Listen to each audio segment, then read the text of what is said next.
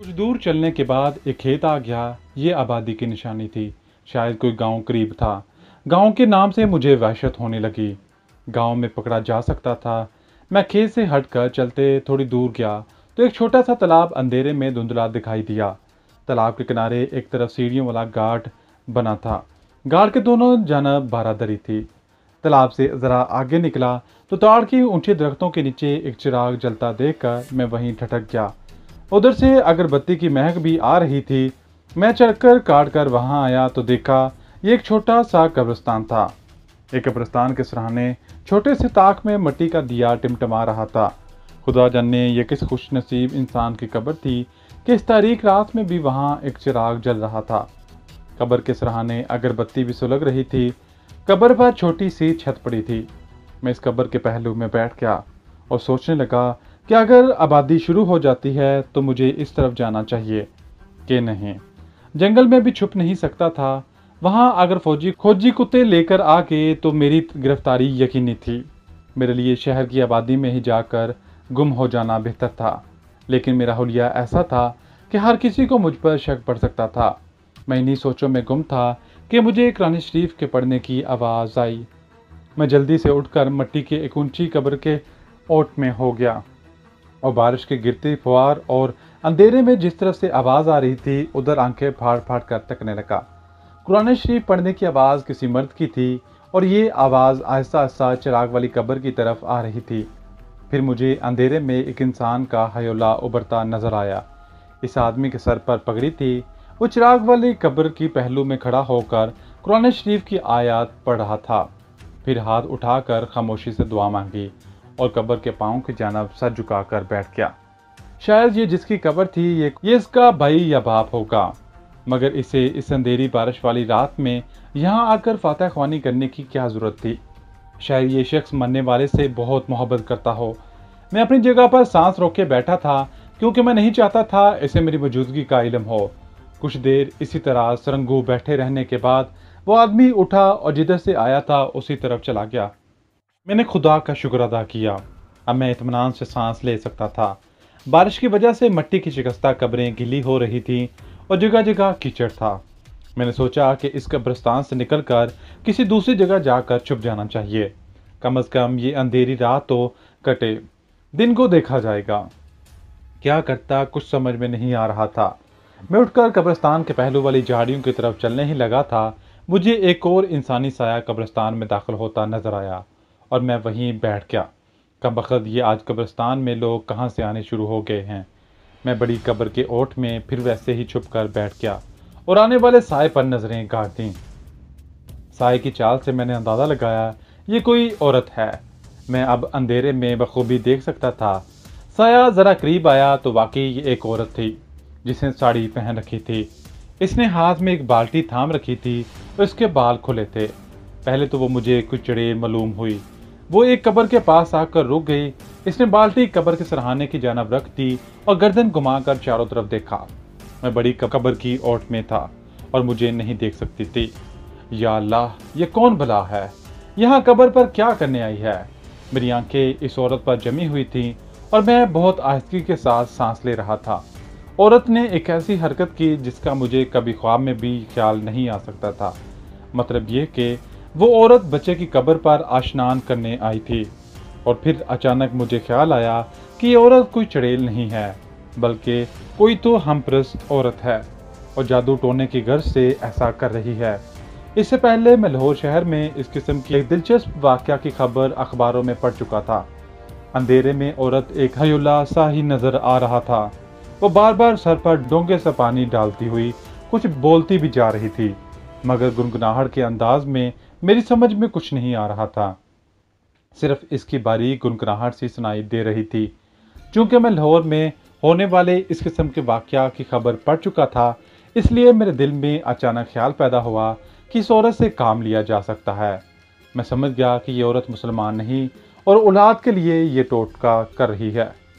मैं एकदम कब्र की ओर से निकला और दो चार लंबे लंबे कदम उठाकर अचानक इस औरत के सामने आ गया। औरत पहले तो घबरा कर सिमट गई, फिर इसने अपने हलक से एक खरखराहट की आवाज़ निकाली। अपने हाथों के पंजे हवा में फैलाए और मुझ पर ऐसी झपटी जैसे कोई चड़ेल हो। मैंने इसकी गर्दन को अपने बाजू में जकड़ लिया और कहा, मैंने तुम्हारा टूटा भंग कर दिया है, क्योंकि मैं एक मुसलमान हूँ। अब जब तक मेरी एक ख्वाहिश पूरी नहीं करेगी, तेरे यहाँ औलाद कभी नहीं होगी। मैं जानता हूँ तू औलाद के लिए इस बच्चे की कब्र पर स्नान कर रही है। ये बात मैंने इसी लाहौर वाले कले की खबर में पढ़ी थी, जो बड़ी तफसील से अखबार में छपा था। इसी वाक़े के हवाले से मुझे पता चला था कि बाद ऐसी तो हम परस्त हिंदू औरतें जिनके यहाँ औलाद नहीं होती, एक हफ्ते के मरे हुए किसी बच्चे की कब्र पर जाकर आधी रात को स्नान करती हैं। अगर इसी वक्त कोई मुसलमान मर्द इन्हें देख ले या पकड़ ले, तो फिर इनका अमल सिर्फ इसी सूरत में कामयाब हो सकता है कि वो इस मुसलमान मर्द की किसी भी एक ख्वाहिश को पूरा कर दे। हिंदू औरत ने मेरे आगे हाथ जोड़ दिए और गुजराती में बोली, तूने मेरी संस्कारी भंग कर दी है। अब मुझे टोटा पूरा कर लेने दे। बोल तो मुझे क्या चाहता है, जो कहेगा मैं इसे पूरा करूंगी। मेरा वार कारगर साबित हुआ था। मैंने भी गुजराती में कहा, भाई पहले मुझे ये बताओ कि तेरे घर में कौन कौन है। वो बोली, तू मुझसे क्या पूछ रहा है, जल्दी बोल, मैं तेरे किस काम आ सकती हूँ। अपनी ख्वाहिश पूरी कर और मुझे अपना टोटा शुरू करने दे। वो मेरा हुलिया देखकर पहले ही कुछ परेशान थी। अब मैंने रौबदार आवाज में कहा, तू जानती है कि इसने तुझसे अपनी ख्वाहिश को पूरा ना किया तो सारी जिंदगी भी अगर कब्रों पर आकर स्नान करती रहे तो तेरे यहाँ बच्चा ना होगा। औरत ने किसी कदर रोते हुए कहा, इसलिए तो पूछ रही हूँ, तू क्या चाहता है। मैंने कहा, सुन, पहली बात यह है कि किसी को ये ना बताना कि तूने मुझे देखा है। दूसरी बात यह है कि मुझे अपने घर के किसी कोने में इस तरह छुपा दे मुझे कोई ना देख सके, फिर मैं तुम्हें अपनी असली ख्वाहिश बताऊंगा। हिंदू औरत गड़बड़ा गई। इसने मुझसे लिपटने की कोशिश की तो मैंने इसकी गर्दन दबोच ली और जरा दबाया तो इसकी आंखें बाहर निकल आईं। मैंने इसे छोड़ दिया और कहा, क्या तू औलाद नहीं चाहती? चल फिर जैसा मैं कहता हूँ वैसा कर। बता, तेरे घर में कोई ऐसी जगह है जहां मैं छुप सकूं? हिंदू औरत बोली, मेरे साथ चलो। इसने कोई श्लोक पढ़कर 3 बार बाल्टी में से चल्लू भर पानी निकालकर बाहर कब्र पर फेंका और बाल्टी उठाकर मेरे आगे आगे चल दी। मैं इसके पीछे चलने लगा। कब्रों में से गुजरे तो वो बाईं तरफ मुड़ गई। यहाँ अंधेरी नशीब में एक पगडंडी दूर दरख्तों के झुंड की तरफ जा रही थी। हिंदू औरत तेज तेज चल रही थी। दरख्तों की तारीख झुंड के करीब पहुंचकर वो रुक गई और पलटकर बोली, मेरा पति शहर गया हुआ है, पर मेरी सास और ससुर घर में ही हैं। अब आवाज मत निकालना। चुपके से मेरे पीछे पीछे चला आ। ये बात इसने सरगोशी में कही थी। मैंने इस बात में सर हिला दिया। दरख्तों के झुंड में गहरा अंधेरा था। इस अंधेरे में मुझे 2-4 झोंपड़े नुमा मकानों के खाके दिखा दिए। वो मुझे एक तरफ अलग बनी हुई झोंपड़ी में ले गई। अंदर घास फूस और ओपलों की बू फैली थी। इसे झोंपड़ी का दरवाजा बंद कर दिया। यहाँ एक तरफ ओपलों का ढेर था और दूसरी जानब चारे की ऊंची डेरी लगी थी। इस हिंदू औरत ने बाल्टी दरवाजे के पास ही रख दी और मेरा हाथ पकड़कर मुझे ओपलों के ढेर के पीछे एक जगह ले गई और मुझे कांधों से पकड़कर नीचे बिठा दिया और खुद भी मेरे सामने, बिल्कुल सामने होकर बैठ गई और सरगोशी में बोली, मैं जानती हूँ तू क्या चाहता है।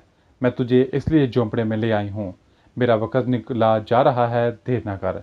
मैंने इसका हाथ थाम लिया और कहा, मैं तेरे साथ कोई बुरा सलूक नहीं करूँगा, बस अब मेरी ख्वाहिश सुन।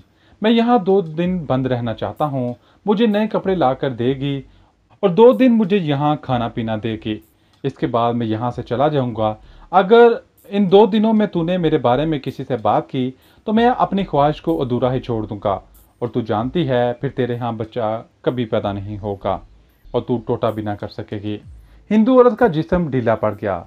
इसने गर्दन एक तरफ ढलकाई और साड़ी के पल्लू से अपने माथे पर आए हुए गीले बालों के पानी को पोंछते हुए रूंगती आवाज में बोली, तू क्या मेरा सेंचर भंग हो जाएगा? मैंने कहा, हाँ, तू मेरी ख्वाहिश पूरी करने के बाद अगली शनिचर की रात को दोबारा कब्र पर जाकर टोटा कर सकेगी।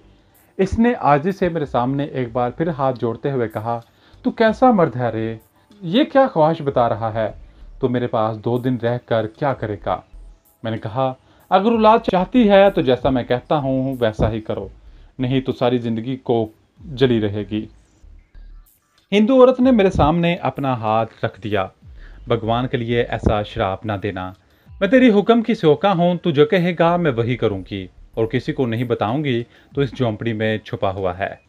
फिर वो दरवाजे की तरफ देखकर बोली, पर तू भी दिन के वक्त बाहर मत निकलना, मैं दिन में इधर किसी को नहीं आने दूंगी, इधर वैसे भी कोई नहीं आता। क्या के लिए चारा और चूल्हे चौके के लिए ओपले लेने भी मैं ही आती हूँ। अच्छा अब तू यहाँ लेट जा, मैं जाऊँ। अंधेरे में इसकी स्याह आंखें एकदम से गर्म होकर जैसे चमकने लगी। मैंने कहा, हाँ जा, सुबह मेरे लिए धोती कुर्ता लेकर आ जाना। इसने पहली बार मेरी सूजी हुई आंख पर उंगली लगाते हुए कहा, तेरी आंख क्यों सूजी हुई है? क्या कहीं गिर गए थे? तेरे कपड़े भी खराब हैं, तू कहाँ से आ रहा है? मैंने लहजे में करखगी पैदा करते हुए कहा। अगर फिर ये सवाल किया तो मैं अपनी ख्वाहिश पूरी किए बगैर यहाँ से चला जाऊँगा। तो हम परस्त हिंदू औरत ने मेरे पाँव पकड़ लिए। भगवान के लिए ऐसा ना करना, मैं जाती हूँ, सवेरे तेरे लिए दूध लेकर आऊँगी। मैंने इससे पूछा, तेरा नाम क्या है? इसका नाम सुलखी था। मैंने इसे अपना नाम नहीं बताया। वो झोंपड़े का दरवाजा बंद करके चली गई। दरिया की तेजोतंद मौजों में भीगे हुए परेशान हाल चूहे की तरह देर तक तैरने और फिर पैदल चलने के बाद मेरा माथा हवा जिस्म ठंड हो रहा था। रही सही कसर बारिश ने पूरी कर दी थी। झोंपड़े की नीम गर्म फजा महसूसात ने मिलजुल कर मुझ पर गनूद की तारी कर दी और मैं वहीं ओपलों के दरमियान थोड़ी सी खाली जगह में सिमटा कर लेट गया और फौरन ही मुझे नींद आ गई। आंख खुली तो झोंपड़ी के दरवाजे की दर्जों में से दिन की रोशनी अंदर आ रही थी। बाहर किसी के बोलने की आवाज़ भी आ रही थी। कोई मर्द किसी को आवाज़ देता झोंपड़े के करीब से गुजरा। किसी औरत की आवाज़ आई, बापू मैं बच्चिया को चारा डाल दूंगी, तू फिक्र ना कर। एक मुर्ग बार बार बांग दे रहा था। मुर्गियों के बोलने की आवाज़ भी किसी वक्त आ जाती थी। मैंने पहला काम यह किया कि जूते उतार कर जुराब में से अपनी महबूबा सुधा रंगनी का सांप का मनका निकाल कर पत्थरों की जेब में संभाल कर रख लिया। मेरे पास जो रुपए थे वह बंगाली कैप्टन के सिपाहियों ने निकाल लिए थे। मनका इसलिए बच गया कि मैंने इसे जूते में छिपा लिया था। मेरे जूते फौजी थे, अब मैं इन्हें किसी जगह गर्क कर देना चाहता था। मेरी आंख की सूजन किसी कदर कम हो गई थी और अब दर्द में भी अफका था। थोड़ी देर गुजरी होगी कि झोंपड़ी का दरवाज़ा खुला और फौरन ही बंद कर दिया गया। सुलखी मेरे लिए दूध लेकर आई थी। दूध गर्म था और कांसी के गड़वी में था। साथ ही वो कांसी का छोटा गिलास भी लाई थी। झोंपड़ी के दर्जों से जो दिन की रोशनी अंदर आ रही थी, इसकी चमक में मैंने पहली बार सुलखी यानी रात वाली हिंदू औरत को गौर से देखा था। 40-45 वर्ष की औरत थी जिसका रंग खिलता हुआ था। नाक थोड़ी सी ऊपर को उठी थी और आंखें गुलाफी थीं। चेहरे पर जफाकश जिंदगी और खामद के जोरों सितम के असरात नुमायां थे। इसने मैली सी पुरानी साड़ी पहन रखी थी। गर्दन पर बाल जोड़ी की शक्ल में बंधे थे और हाथों में चूड़ियां थी। वो मुस्कुरा रही थी। माथे पर सुर्ख बिंदिया आग के निशान की तरह दहक रही थी। इसने गिलास में दूध डालते हुए मेरी तरफ देखकर कहा, तुमने मुझे पहचान लिया है? मैं सुलखी हूँ, कोई दूसरी औरत नहीं हूँ। मैंने कहा, मैंने तुम्हारे जिस्म की खास खुशबू से तुम्हें पहचाना है। जैसे एकदम इसकी आंखें और रखसार के किनारे गर्म हो गए।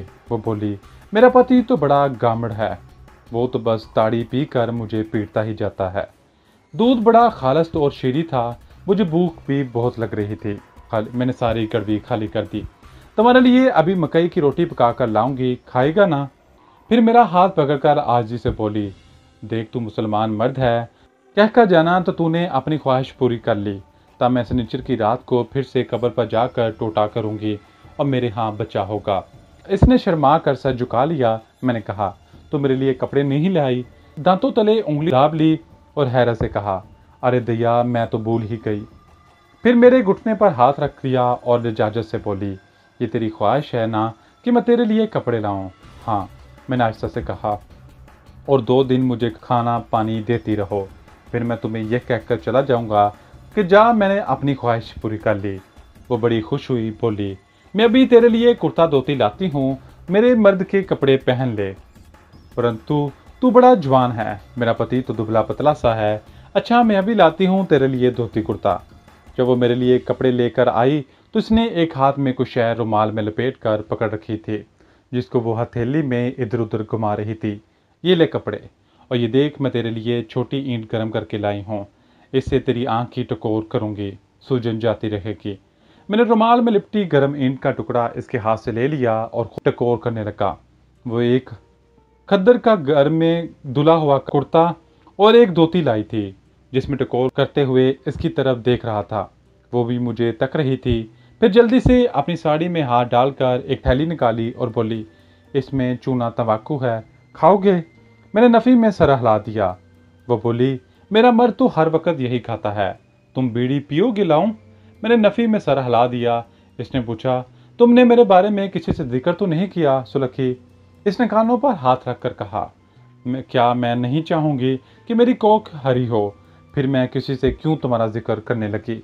अच्छा, अब मैं जाती हूँ, सास के सर में तेल डालना है, दोपहर को रोटी लेकर आऊंगी।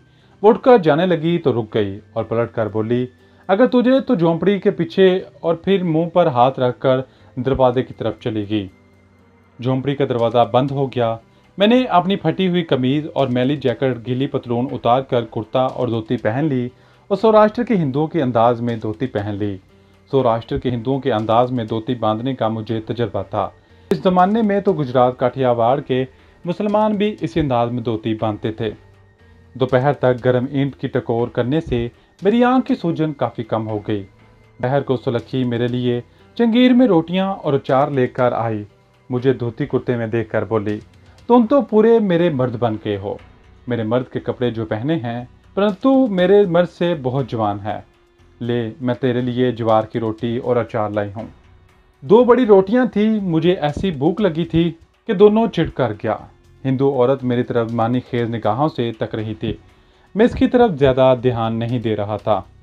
मुझे अपनी फिक्र थी। अपने बारे में मैंने इसे कुछ नहीं बताया था, क्योंकि वो अपनी तोहम परस्ती की वजह से मेरे कब्जे में थी और मुझे मालूम था वो मेरी मर्जी के बगैर कोई ऐसी हरकत नहीं करेगी कि जिससे मुझे नुकसान पहुंचने का एहतमाल हो। मैंने इसे बातों ही बातों में मालूम कर लिया कि अहमदाबाद वहाँ से 25 किलोमीटर के फासले पर था और ये जगह इसके दूर दराज के मज़ाफ़ात में वाक़या चाय के बागात थे। वहाँ से साबरमती का मशहूर गांव 15 किलोमीटर शिमाल मशरक़ की जानब था, जहाँ महात्मा गांधी का आश्रम हुआ था। दूसरी रात भी मैंने इसी झोंपड़ी में गुजारी। यह हिंदू औरत इस बात पर बड़ी हैरान थी कि मैं झोंपड़ी से बाहर क्यों नहीं निकलता, मगर अपनी तोहम परस्ती की वजह से वो मुझसे सवाल पूछने की जुर्अत नहीं रख कर रही थी, क्योंकि मैंने इसे मना कर रखा था मेरे बारे में कोई सवाल ना करे। दूसरे रोज़ शाम को इसका खावा शहर से वापस आ गया था। हिंदू औरत रात को ओपले लेने के बहाने झोंपड़ी में आई तो उसने 2 रोटियां रुमाल में लपेटकर अपने पेट के साथ बांध रखी थी। रोटियां नमकीन थी, इसके बीच में अचार रखा था। पानी की कड़वी पहले ही मेरे पास रखी रहती थी। अंधेरे में वो ओपले निकालकर टोकरे में डालते हुए आहिस्ता से बोली, मेरा मर्द शहर से आ गया है। इसके लहजे में नफरत और बेजारी का अंसर गालिब था। ओपले डालकर वो मेरे पास अंधेरे में आकर बैठ गई। मैं रोटी खा रहा था। कहने लगी, तुम यहाँ क्यों नहीं रह जाते? मैंने कहा, यहाँ रहकर क्या करूँगा? वो गहरा सांस कर लेकर बोली, सच कहते हो, तुम यहाँ रहकर क्या करोगे? फिर कुछ देर खामोश रहने के बाद कहने लगी, तुम कल चले जाओगे ना? मैंने कहा, हाँ, 2 दिन रहने को कहा था, आज 2 दिन पूरे हो गए हैं। वो बोली, तुमने अपनी ख्वाहिश पूरी कर ली है ना? अब मैं कब्र पर टोटा शुरू कर सकती हूँ ना? क्यों नहीं, कल जाने से पहले ही तुम्हें कहकर जाऊँगा कि मैंने तुमसे अपनी ख्वाहिश पूरी कर ली है। मेरा इतना कहना पर वो खुश भी हुई और इसने उदासी से सर झुका भी लिया। मैंने इससे एक चप्पल की फरमाइश की कि कहीं से मुझे ला दे। इसने कहा, मेरे मर्द की एक चप्पल पड़ी है, वो मैं सुबह सुबह तुम्हें ला दूंगी। अच्छा, अब मैं जाती हूँ। मेरा मर्द ताड़ी पी रहा है, अभी शोर मचाना शुरू कर देगा। इसके लिए अभी रोटी पकानी है। वो उपलों की टोकरी सर पर उठाए झोंपड़ी से निकल गई।